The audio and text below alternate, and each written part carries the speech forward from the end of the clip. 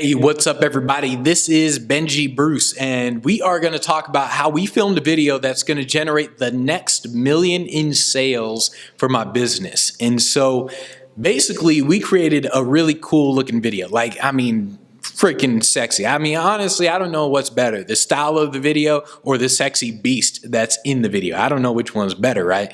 And so I want to talk about how you can duplicate a video like this. It's actually very simple in terms of what we did. So first thing I thought of is, what's the video's purpose?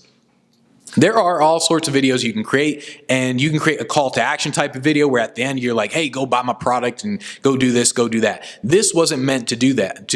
This was meant just as an inspirational video in terms of, we're going to show people what we can do for them. So we're going to build out all sorts of stuff for other people in terms of marketing, and we're going to show people what we can do for them. So this is one of the things that we're going to be doing.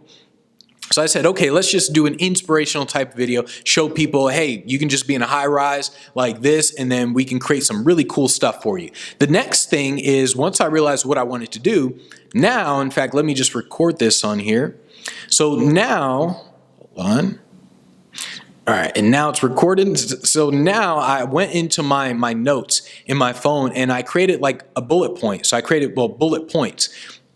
And so with the bullet points, I literally just said, okay, with a story, when you're creating a story, you think, what's the problem? So the problem is, why am I not successful? That was the problem in terms of what I always thought back in the day. I'm like, why am I not successful yet? Why am I not successful yet? So I started with the problem. Then I had a series of kind of bullet points in terms of what I wanted to talk about. These were just talking points. And once I got down to the final portion, then I said, here are the success points I want to talk about, right? And so that's all I had. I didn't have a whole transcript of everything. I didn't write everything out. It was literally just bullet points, and that was that.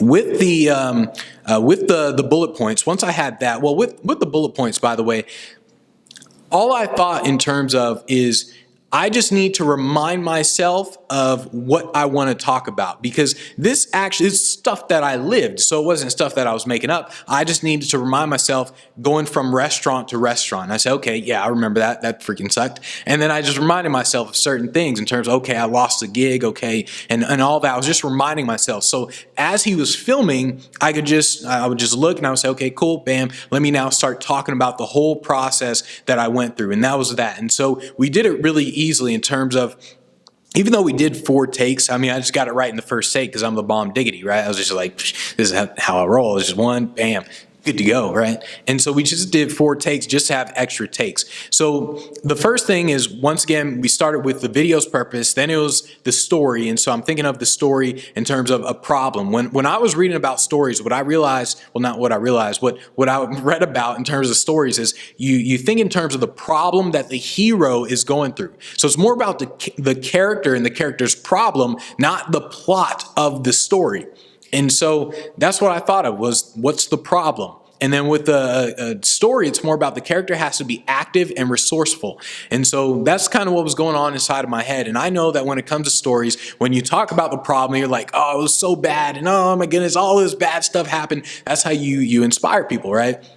So that's kind of what I was thinking. That's what I put in the notes. Now, when it came to the video, when it came to shooting the video, first thing is, we got a lot of different shots, like a lot of different styles. We filmed the same style like multiple times to get different angles and all sorts of stuff. So we filmed several different shots, got a lot of B-roll footage for when I was talking. We even had hand gestures. So as I'm talking, I tend to move my hands all the time. And so he even kind of filmed close-ups of my hands as I would talk. So we had all sorts of B-roll footage. And then what I thought was really cool is he used a gimbal. And a gimbal, it just kind of keeps the camera steady. So if you were to hold a camera, it's shaking. But with the gimbal, it's like on this stand, and then it moves. So like you're moving, and then it just stays steady, and he's like moving, and it had this really cool effect to it. I thought it was really cool instead of just a tripod. Originally, I just thought it was going to be a tripod, but he was like, no, let's just do a gimbal. It's going to be cool. And I'm like, all right, cool. We'll do that. And so that's what he did. And then as I would speak, he was thinking in terms of how do we make his words visual? So whenever I said, all right, I used to call people, I used to cold call, and that wasn't working. He said, oh, how about we film you on the phone, and then you're dial in, and then you answer your phone and things like that. So that's what we started doing on the phone. And so once we did that, he thought in terms of visualizing it, then it started to really look good in terms of the quality of footage that we started getting. And from there, we just kind of just used this place in terms of the B-roll footage. And so that was the main thing, but honestly, most of it came out of just hiring the right guy from the get-go.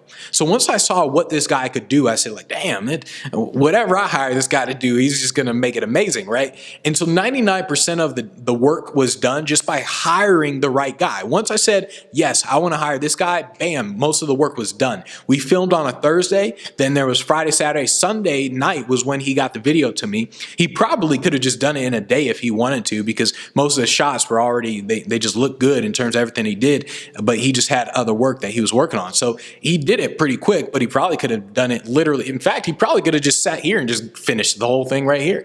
And so most of the work was actually done because I just hired the right guy from the get-go. But you do want to make sure that you have your shiznit together, because at the very end, when he was talking about like, okay, yeah, just kind of tell me the structure that you want everything to be in, I said, dude, I got it on my phone. I said, I'm good to go. I got I storyboarded the thing on my phone. And he was like, okay, cool. He said, perfect. I love it when people have their stuff together. I'm like, yeah, that's how I roll. It's because I wear purple. So that's who I am, right? And so all I had to do was just literally just copy and paste that over to him. And now he had the structure of everything to put it together. And so you want to make sure that you have your script, make sure you got it together. And if you're not good at public speaking, make sure you practice it, right? I didn't have to practice because I'm just good. I'm just bomb diggity. I'm like, I ain't got to practice. What do I got to practice for? And so if you're not good, though, then just make sure that you practice. That way everything comes out really smooth. And like I said, the videographer, he did most of the work, but that's kind of what we were doing. So he was mostly thinking of how can I make his words more visual? And this guy, he didn't even know what my script was. He didn't know what I was going to say until he got here. He just set up stuff and then he's like, all right, go. And once I started talking, then he started thinking, okay, all right, let's make it visual. So that's why most of it just comes through just kind of getting some B-roll shots, just filming multiple times, just thinking of creative stuff or just little things like in terms of the gimbal, how he was just like using that and it just looked smooth instead of a tripod that was just sitting there. Little things like that. And that's how you create a video that's similar to what we did.